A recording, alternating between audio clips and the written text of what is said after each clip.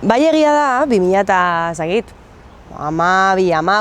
aurrera, ez, nabaritu degula, ez, panoraman emakume asko etorri direla eta ari direla etortzen, ez, olatu horrek ekarri du beste hainbat olatu, ez. Gure burbuilan bizi geranok, ez, pues, pentsatu dezakegu, zenbat emakume, ze ondo, ez, ni gainean ere sare gehiena emakumezko musikarekin osatzen dut, ez, orduan, pentsatzen duzu igual ia parekidetasunera iritsi gehala, ez, baina egia da gero datuak, horiek ja esaten dutela egia, ez, datu objektiboek eta oraindik jaialdi guztietan, karteletan 100 baino gutxio dira emakumeak, badaude jaialdi batzu saiatzen direla parekidetasunera iristen, eta esfortzu hori eginda ere, ez dira 150 iristen kasu askotan. Ez badira espazio bereziki feminista edo transfeminista edo horrelakoak.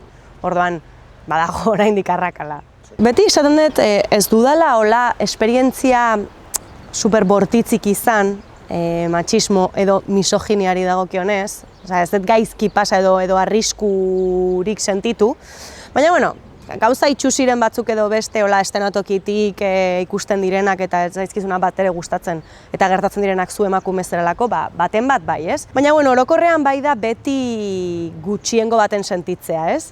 Nik hori bai sentitu dut askotan, gehien bat agian lehenago Lier taldean nengoenean emakume bakarra nintzelako eta ez bakarriko holtzan. Emakume bakarra nintzen espazio guztietan. Osea, kontzertura iritsi eta teknikaria, argi teknikaria, antolatzailea, katerina edo janariak hartzen zizuna, ez dakit, danak gizonezkoak ziren, eta ni emakume bakarra, orduan.